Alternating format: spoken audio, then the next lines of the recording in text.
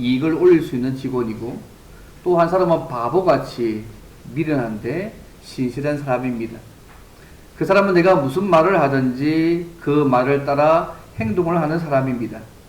만일 내가 두 사람 중에 한 사람을 내보내고 한 사람과 일을 해야 되는 사정이 생겼을 때에 나는 누구와 일을 하겠습니까? 청년들에게 질문을 했답니다. 여러분 같으면 누구를 선택하시겠습니까? 회사의 이익과 유익을 많이 주는 좀 능력이 있는 직원, 한쪽은 바보 같지만 신실한 직원. 근데 많은 청년들이 대답하기를 능력 있는 사람을 곁에 두어야 한다고 말했다고 합니다. 근데 그 CEO는요, 능력 있는 사람을 택하지 않고 바보 같지만 신실한 사람을 곁에 둘 것이라고 말했다고 합니다. 그래서 그 이유를 이렇게 설명합니다. 사업을 하는 사람들이라면 최악의 경우가 도래했을 때에 그 사람이 없어도 할 수 있을 정도의 능력을 가지고 있다는 것입니다. 그래서 나에게 필요한 사람은 신실한 사람이라는 거죠. 남이 보지 않는 데에서도 게으름을 피우지 않고 신실하게 일할 수 있는 사람이 그 사람뿐이라고. 그러한 사람은 쉽게 결코 얻을 수 없기 때문에 나는 그 사람을 선택한다는 그런 신앙 얘기를 들은 적이 있습니다. 근데 오늘 말씀해 보시면 하나님이 우리의 삶을 평가하실 때에 무엇을 중요하게 보시는지를 사실은 말씀하고 있습니다. 2019년도에 이 말씀 가지고 13절까지 해서 말씀을 함께 나누었는데 오늘 조금 다른 각도에서 말씀을 좀 이렇게 좀 생각해 보기를 원합니다. 2025년도도 시작한 지가 이미 엊그제 같은데 벌써 마지막 예배를 드리고 있습니다. 저도 나이가 드니까 세월이 참 빨리 간다는 느낌이 듭니다. 젊은 분들은 빨리 안 가시겠죠. 근데 나이 드신 분들은 속도가 나이만큼 간다고 하니까 저도 50대니까 50km 가는 것 같습니다. 예. 한 해를 돌아보면 하나님께서 베푸신 은혜로 인해서 감사하고 좋아할 것도 많이 있지만 또 슬프고 어리고 괴로운 일도 아마 많이 있었을 것입니다. 오늘 말씀에 나오는 사도 바울이요, 자신이 살았던 삶과 사역들을 평가하는 모습을 통해서 하나의 우리의 삶도 아마 그 기준에 비춰서 한번 평가해보고 2026년 또 다가올 새해 동안에 우리가 하나님 앞에 어떻게 살고 교회를 섬겨야 할지를 함께 생각해 보기를 원합니다. 여러분, 우리가 살았던 한 해의 삶을 어떻게 평가해야 될까요?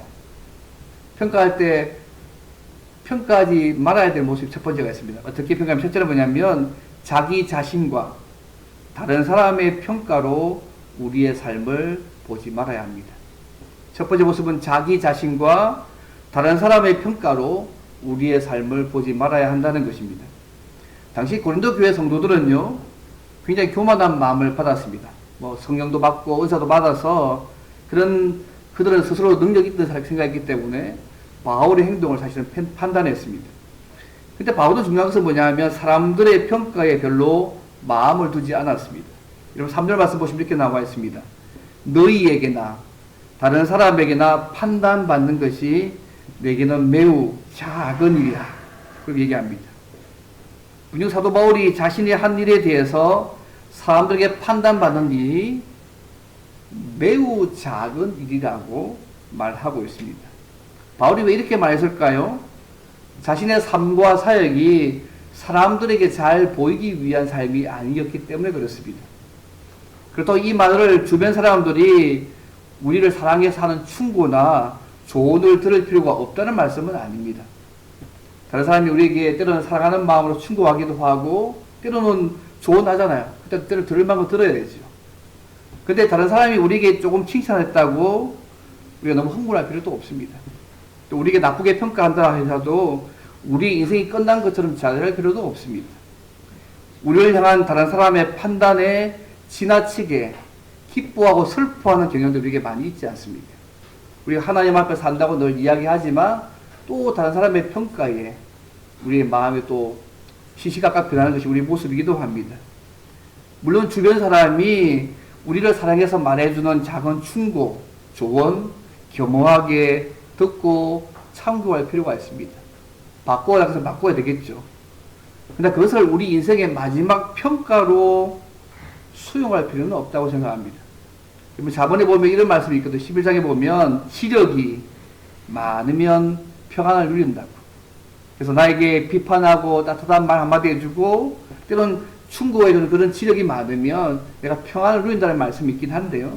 다 필요하지만 우리를 위해서 말해주는 그런 다른 사람의 말도 전부 진리일 때가 전부 진리일 수는 없잖아요. 그래도 한계가 있는 말씀이니까. 저를 포함한 모든 사람의 잣대도 때론 바르지 못하고 편견이 있을 수 있거든요. 그래서 다른 사람의 관점으로 우리의 삶을 평가하는 것, 어떤 의미에서 일부분은 할 수 있지만 일부분은 불완전합니다. 그래서 다른 사람의 인정이나 반대에 지나칠 정도로 의존하지 않고 우리의 삶을 평가하지 않는 게 첫 번째 모습입니다. 그리고 또 올 모습을 얘기하면 우리 자신의 생각과 관점으로도 우리의 삶과 사역을 평가하지 말아야 된다고 말씀합니다. 바울이 이렇게 얘기합니다. 3절 말씀에 나도 나를 판단하지 아니하느니라고 이야기합니다. 자기 스스로도 자신을 판단하지 않는다고 했습니다. 바울 스스로를 돌아보면서 내가 이 정도면 정말 잘하고 있군. 너무나 하나님 앞에 멋지게 살고 있어. 그렇게 판단을 내리지 않겠다는 것입니다. 지나칠 정도로 자기 합리화에 의존하지 않을 필요가 있습니다. 우리 지나온 삶과 사역을 또 모습을 우리 자신의 관점으로 평가하면 좀 두 가지 극단적인 모습이 된다고 보통 생각합니다. 하나는 뭐냐면 자학이죠. 내가 살아온 인생을 너무 비판하면 자기 학대가 되잖아요. 과도한 자기 비판의 결과를 할 때가 많습니다. 예전에 한 갤럽기관이요, 사람들을 대상으로 이런 조사를 한 적이 있답니다. 설문이 하나가 뭐냐면 당신은 당신의 외모에 대해서 만족하시냐고. 그랬더니 남자들 28%가 만족했다고 합니다. 그래서 여자들은요 13%가 자기 외모에 만족했다고 합니다. 여러분 자기 외모에 만족하십니까? 예. 정 목사님이 제일 용감하신 것 같습니다. 예. 저도 그렇게 살고 있긴 한다고 합니다만 예. 많은 분이 웃으시고 있군요. 만족해야 할 상황이 아닌데라고 느끼시는. 예. 그런데 재밌는 게 뭐냐면 그러면 자기 이 외모를 바꿀 수 있다면 당신의 외모를 바꾸겠느냐고 다시 질문했더니 남자들의 94%, 여자분들의 99%가 바꾸겠다는 통계가 나왔다고 합니다. 이 통계가 말하고 있는 것이 뭘까요? 오늘 이 땅에 살고 있는 대부분의 사람들이 자기의 외모를 포함해서 나의 인생, 나의 존재에 대해서 만족하지 못하고 살고 있다는 거 아니겠습니까? 근데 문제는 이것이 지나치다 보면 병적인 열등감에 빠지기 쉽습니다. 이것은 반드시 자기 학대를 낳습니다. 자기 학대는요, 자기 인생을 파괴할 가능성이 많습니다. 이런 시각으로 인생을 바라보게 되면 모든 것이 부정적일 수밖에 없습니다. 또 자기를 바라보는 또 다른 모습이 뭐냐면 교만입니다. 내가 인생을 너무너무 잘 살았어. 이 정도면 내가 잘하고 있어. 스스로 자만하는 착각에 빠지는 거죠. 적당한 정도는 필요한데 너무 지나치면 위험합니다. 과도한 자기 사랑의 결과입니다. 이걸 철학적으로 나르시즘이라고 부릅니다. 여러분 잘 아시죠? 어떤 이렇게 들은 얘기인데요. 어떤 예학교학 선생님 한 분이 학생들에게 그리스 로마 신화에 나오는 나르시즘을 설명했다고 합니다.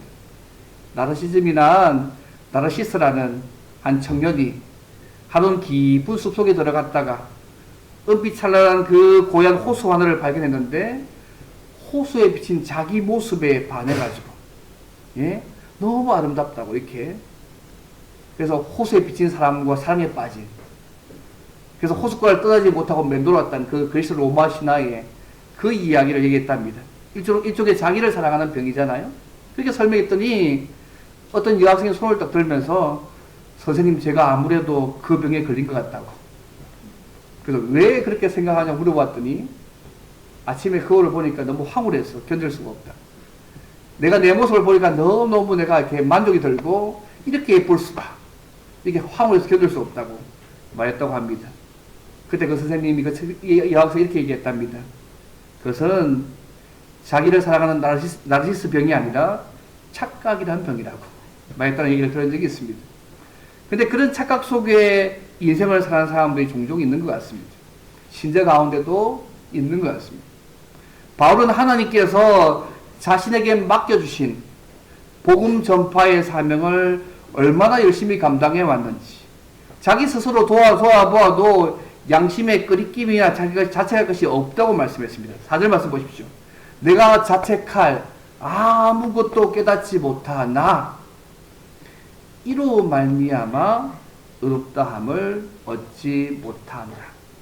다만 나를 심판하실 이는 주시라고 말씀하고 있습니다. 바울은 양심을 지켜서 최선을 다해서 하나님을 섬겼지만 그와 같은 자신의 그 판단 자체가 결코 그를 의롭게 하지는 못했다고 말씀하고 있다는 것입니다. 왜냐하면 중요한 것은 사도 바울 자신의 판단이 아니기 때문에 그렇습니다. 바울은 자신이 감당해온 삶과 사역을 판단하실 분은 다른 사람들도 아니고 자기 자신도 아니라고 정확하게 보고 있습니다. 5절에 보면 주께서 오시기까지 아무것도 판단하지 말라. 그가 어둠에 감추인 것들을 드러내고 마음의 뜻을 나타내시라고 말씀하고 있습니다. 사랑하는 성도 여러분, 2025년 한 해를 살아왔습니다. 우리의 삶과 인생과 다양한 삶의 모습을 평가하실 때에 우리 자신과 다른 사람의 평가에 너무 의존하지 않으시기를 바랍니다. 그것은 참고사항일 뿐 하나님께서 우리 인생에 대해서 마지막으로 평가하는 최종 판단이 아니라는 사실들을 기억하시면 좋겠습니다. 사실 우리는요, 다른 사람들의 인정이나 반대에 지나칠 정도로 의존하지 않을 필요가 있습니다. 물론 참고는 해야 되겠죠.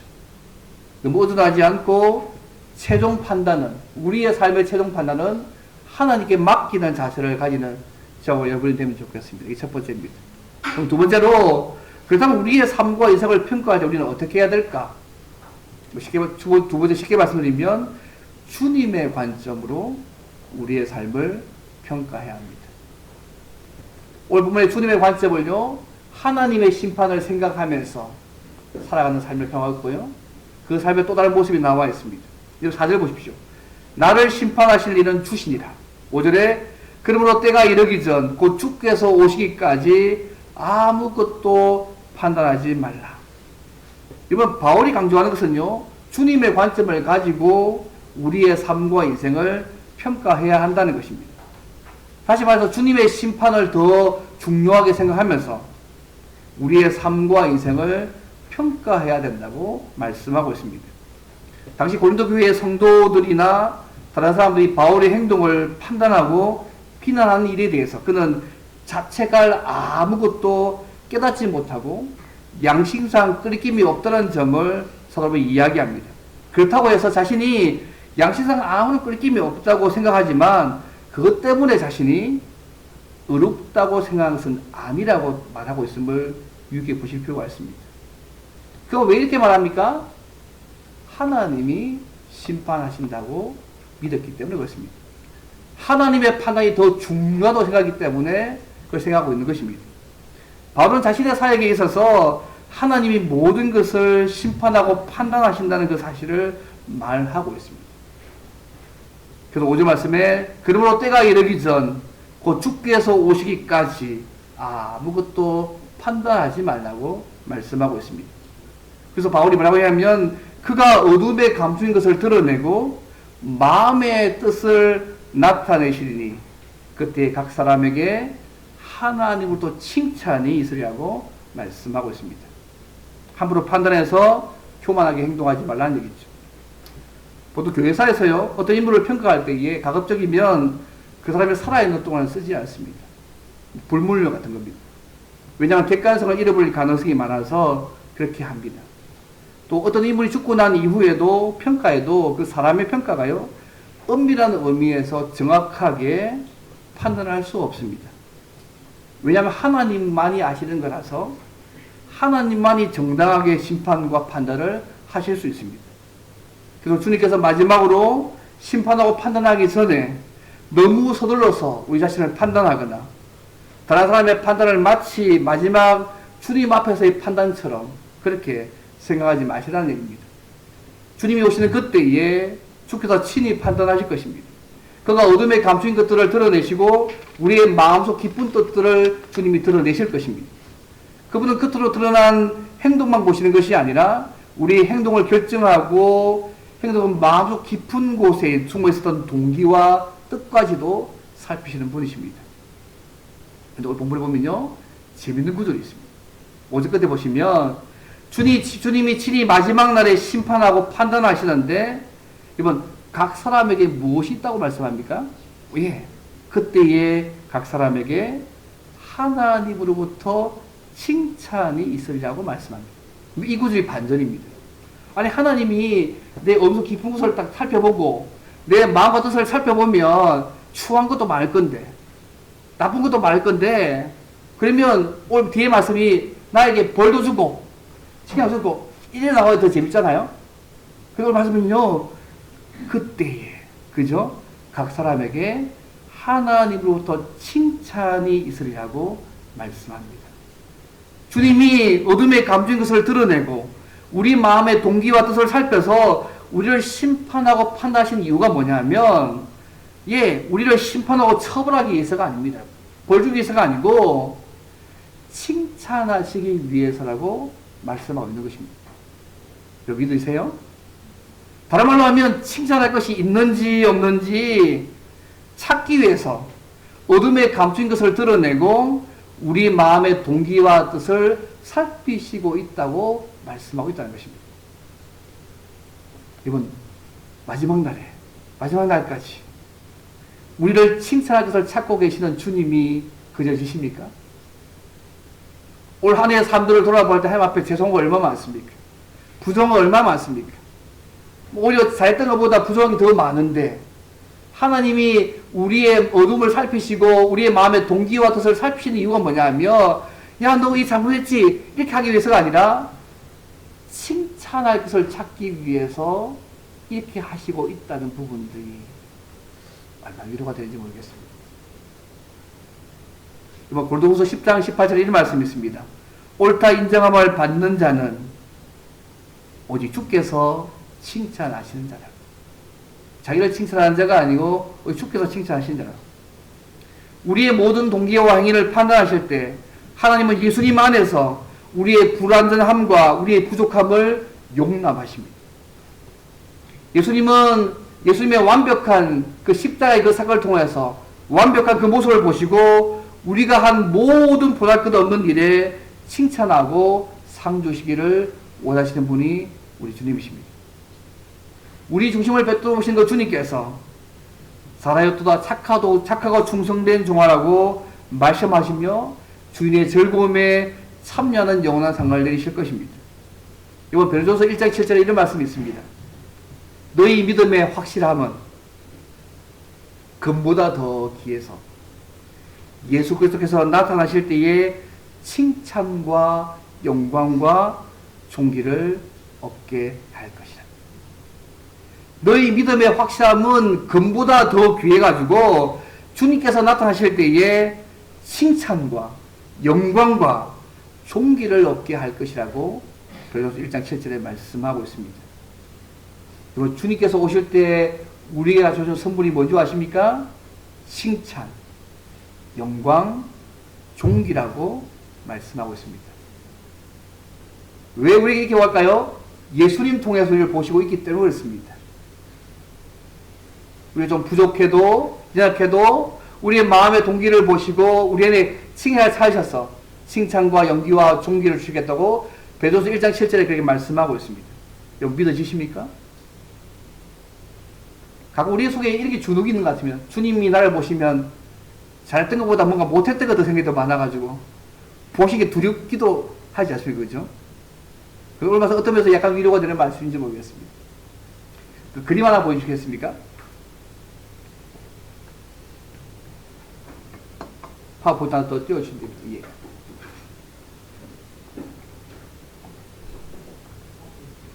예. 네.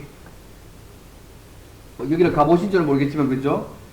그 시스타나 성당입니다. 바티칸에 있는 시스타나 성당인데, 그 내부 그림입니다. 여기는 미켈란젤로 같은 최후의 만찬하고, 최후의 심판하고 천지창조가 있는데요. 예, 한번 그 다음 넘겨주십시오. 예, 요거, 예. 여기 이제, 예, 또 넘겨주십시오. 예, 또 넘겨주십시오. 앞에 거는 최후의 심판, 이런 천지창조의 한 장면, 우리가 잘 아는 마리아 하시는 그림 아닙니까? 그죠? 예, 또 보십시오. 예, 요거는 이제 최후의 심판의 부분들입니다. 예, 요까지가 예, 다 한 것이죠. 그죠? 예. 어쨌든 제가 이거 보려고 한 게 아니고, 미켈란젤로가 이 시스타라 성당에서 아마 벽화를 볼 때입니다. 그게 아마 천지창조였는지 최후의 심판인지 잘 모르겠습니다. 근데 거의 그림이 거의 완성되어졌을 때에 그의 제자가 선생님, 이제 끝나지 않았냐고 물었습니다. 그때 미켈란젤로가 자네 눈에는 그것이 끝난 것으로 보이냐고. 나는 아직 끝나지 않았다고. 그 몇 달을 더 보내서 작업을 했습니다.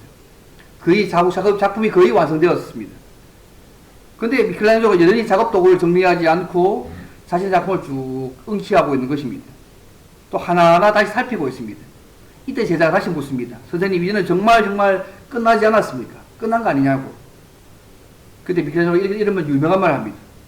내 눈에는 끝났지만 주님께서 보시기에 어떨지 모르겠다. 주님께서 보시고 흡족해 하실까? 저는 이 말이 참 의미 같아요. 내 눈에는 끝났지만 주님께서 보시기에 어떨지 모르겠다고. 주님께서 보시고 흡족해 하실까? 그의 마음이 느끼지 않습니까? 내가 어떻게 보는지가 중요한 것이 아니고 주님께서 어떻게 보시는지를 더 중요하게 여기는 마음에 담고 있습니다. 사랑하는 성도 여러분, 주님의 관점에서 우리의 삶과 인생을 보시고 여러분 평가하시면 좋겠습니다. 내 삶의 구주와 주인 되신 주님만이 마지막 날에 가장 정당하게 우리를 심판하시고 판단하실 것입니다. 그런데 주님께서 우리를 심판하고 판단하신 그 이유가 오늘 말씀에 하면 우리를 심판하고 처벌하기 위해서가 아니라 칭찬하시기 위해서라는 것들을 잊지 않으시면 좋겠습니다. 마지막 날까지 우리를 칭찬할 것을 찾고 계시는 그 주님을, 예, 그 주님이 오늘 우리의 주님이심을 잊지 않으시면 좋겠습니다. 이런 주님을 믿고 사는 거 얼마나 감사하고 기쁨이 되는지 모르겠습니다. 이런 주님을 구주와 주인으로 모시고 사는 것을 날마다 기뻐하며 감사할 뿐만 아니라 그분 앞에 맡기신 그 사명을 붙들고 충성스럽게 살아가는 저와 여러분이 되면 좋겠습니다. 마지막 세 번째로, 그럼 그날 주님 앞에서 칭찬받으려면 어떻게 살아가야 할까? 세 번째입니다. 하나님 앞에서 맡기신 일에 대해서 충성해야 합니다. 하나님 앞에서 맡기신 일에 대해서 충성해야 합니다. 여러분, 주님께서 우리의 삶을 칭찬하실 때 가장 중요한 요소가 뭐라고 생각하십니까? 오늘 보면 2절 말씀 보면 맡은 자들에게 구할 것은 뭐라고요? 충성이라고 말씀하고 있습니다. 오늘 충성이라는 말은요, 믿을만하다, 신실하다는 뜻입니다. 하나님께서 우리에게 교회 일꾼으로 세우시기도 하고 여러 가지 다양한 많은 것들을 맡겨주셨을 때에 우리에게 요구되는 것은 뭐냐면 충성해야 한다는 것입니다. 믿을만해야 한다는 것입니다. 주님이 우리의 삶에서 보기 원하시는 것은 맡긴 것들에 대해서 얼마나 믿을만하게 신실하게 봉사하는지입니다. 여러분, 청지기가 그렇지 않습니까? 일을 맡기신 주인에게 책임감과 신뢰성을 보여하는 것이 청지기이지 않습니까? 그래서 우리가 교회를 섬겨갈 때도 중요한 것 같습니다. 어떤 일을 맡겨보면 그것이 큰 일이든 작은 일이든 믿음이 가는 사람이 있고 저는 믿음이 가지 않는 사람들 간혹 있지 않습니까? 어쨌든 맡은 일에, 주님께서 맡기신 그 일에 믿음이 가도록 행동하는 것이 신실함입니다. 특별한 능력도 필요하지만 더 중요한 것은 뭐냐면 신실함입니다. 하나님께서 맡겨주신 그 일에 대해서 쫓겨는 직분, 쫓겨는 우리의 시간, 재능, 우리의 많은 부분에서 하나님 앞에 신실하게 살아갈 필요가 있습니다. 좀 능력이 없는 것처럼 보여도 어제나 오늘이나 변함없이 자리를 지키며 신실하게 맡은 일을 감당하는 사람이 주님의 칭찬을 받는 자임을 오늘 본문이 말씀합니다. 그래서 예배소 5장 9절 이런 말씀 있지 않습니까? 빛의 열매는 모든 착함과 의로움과 진실함에 있다고 말씀합니다. 여러분 달란트 비유 기억나십니까? 2달란트와 5달란트 받았던 그 사람들에게 주님은 똑같이 말씀하잖아요. 5달란트 남겼다고 더 많이 칭찬한 것도 아닙니다. 2달란트 다 똑같이 칭찬합니다. 마태복음 25장 5절에 나옵니다. 착하고 충성된 종아, 내가 적은 일에, 작은 일이라고 적은 일입니다. 작은 일, 중요하지만 적은 일에 충성하였으니 내가 많은 것, 더 큰 것이 아니라 많은 것, 중요한 많은 일을 내게 맡기니 주인의 즐거움에 참여할지라고 말씀합니다. 그죠? 중요한 적은 일에 충성하니까 중요한 많은 일을 맡기십니다. 큰 것을 맡겨, 지금도 작아도 큰 일인데, 중요한 작은 일이지만, 그걸 잘 감당하면, 충성하면, 중요한 많은 일을 맡긴다고 말씀하고 있습니다. 작고 크고 작은 문제가 아닙니다. 오늘 내게 주어진 작은 일이 중요하지만, 하나님 앞에 큰 작은 일입니다. 근데 그걸 잘 감당하면, 중요한 많은 일을 우리에게 맡기신다는 말씀이 달란트의 중요한 부분입니다. 그럼 오늘 본문에서 우리에게 하나님이 맡기신 일이 뭘까요? 이제 1절 말씀 보시면 우리를 그리스도의 일꾼으로 하나님의 비밀을 맡은 자로 여기라 말씀하지 않습니까? 뭐 그리스도의 일꾼의 말은 쉽게 말씀드리면 주님 아래에서 일하는 사람이잖아요. 주님에게 속해가지고 주님을 위해서 주님 아래에서 일하는 그 사람입니다. 근데 이 주님 안에 일하는 사람이 또 다른 모습이 뭐냐면 하나님의 비밀을 맡은 자라고 말씀합니다. 그래서 하나님의 비밀이 뭘까요? 고린도서 전체 문맥에서는요, 예수님 안에서 이루실 하나님의 구원 계획입니다. 쉽게 말하면 십자가의 복음이라고 할 수 있습니다. 하나님의 복음을 맡은 자, 구원 계획을 맡고 그것을 알고 전하는 사람, 책임을 감당하는 사람이라고 우리를 말씀하고 있습니다. 쫓기는요, 하나님에게 맡기신 것은 우리에게 십자가의 복음입니다. 직분, 우리 시간, 재능, 막 포함됐지만 오늘 본문의 방송에서는요, 하나님의 구원 계획을 전하는 그 복음을 맡았음을 얘기합니다. 오늘 더 넓게 얘기하면, 그죠? 우리에게 시간도 주셨고요, 우리에게 재능도 주셨고요, 그리고 우리에게 다양한 모습을 다 주셔서 다 맡기셨습니다. 그 맡은 일에 대해서 하나님이 우리에게 요구하신 것은 충성입니다. 신실하게 믿을만하게 감당해야 됩니다. 많은 큰 업적으로 말씀하고 있지 않습니다. 신실하게 그를 감당할 것들을 말씀하고 있습니다. 그림 하나 더 보십시오. 제가 한번 말씀드린 얘기 있는 것 같은데 한 번 더 보십시오. 예, 하나 넘겨주시면 됩니다. 예. 무섭게 생겼습니까? 잘생겼습니까? 아니면 뭐 평범하게 생겼습니까? 외국 사람도 다 잘생긴 건 아니더라고요. 그죠? 예. 좀 얼굴이 어떠십니까? 예. 잘생겼습니까? 예. 예. 이미 먼저 패하고만 해요. 그죠? 이 사람이 이름은 윌리엄 보든입니다. 제가 말씀드린 적이 있었는데, 그죠? 억만장자의 아들로 태어나서 고등학교 졸업하고 예일대학에 합격했는데 부모가 이제 인생의 경험을 위해서 아시아와 중동 여행을 여행하러 오라 했더니 그 여행 가운데 가난과 질병 가운데 주님을 알지 못해 죽어가는 수많은 사람들을 보면서 충격받고 내 평생의 삶을 내 그들에게 주의 복음을 증거하는 데 살겠다고 결심한 거예요. 그래서 예일대학에 다시 돌아와서 공부하는 동안 계속해서요, 아침마다 말씀 읽고 기도하는 모임을 가집니다. 그래서 상이 되었을 때에 그와 함께 소그룹이 1000개에 달 정도로 확대되던 역할을 했던 인물입니다. 그 예일대학을 졸업했을 때에 아버지가 돌아가시면 막대한 유산을 받게 됩니다.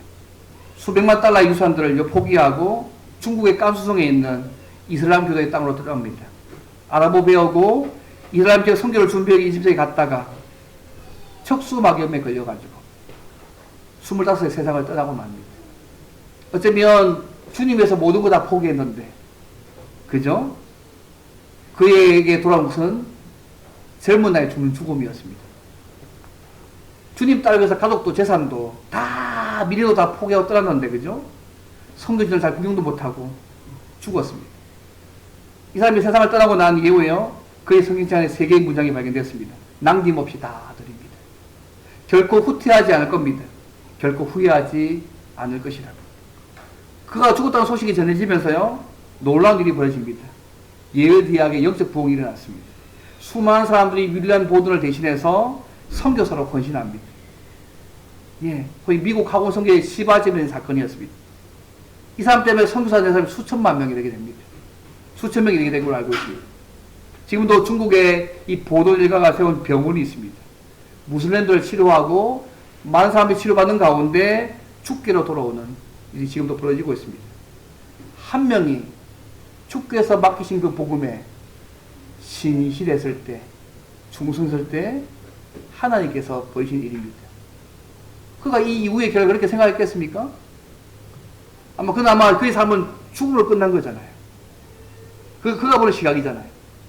근데 하나님이 주께서 맡기신 그 복음에 대해서 신실하게 충성하게 삶을 감당했을 때 그 나머지 부분들은 하나님이 하신 일이잖아요.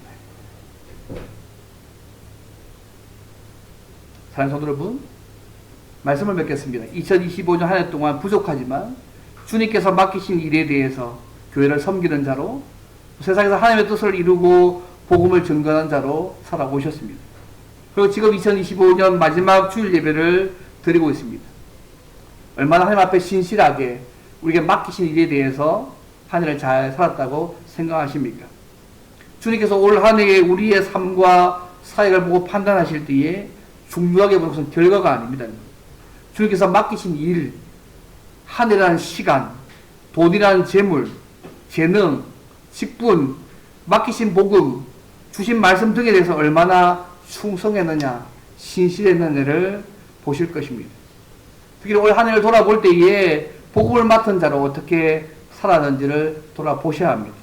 복음을 맡은 자로 말과 삶으로 주의 복음을 증거하고 복음에 합당하게 신실하게 살았는지를 돌아봐야 합니다. 어쨌든 올 한 해를 돌아볼 때에 우리의 마음의 동기와 뜻을 살피는 그 주님 앞에서 그분이 맡기신 일에 대해서 칭찬받는 저와 여러분 되면 좋겠습니다. 2025년 많이 부족했다면 2026년에는 마음과 뜻을 다해서 변함없이 우리에게 맡기신 그 일들 자리를 지키면서 주님께서 맡기신 일에 대해서 더 충성되게 신실하게 감당함으로 착하고 충성된 종이라고 주님께 칭찬 듣는 저 여러분 되시기를 주의 이름으로 바랍니다. 이제 함께 이어서 바로 성찬을 바로 이어서 하겠습니다.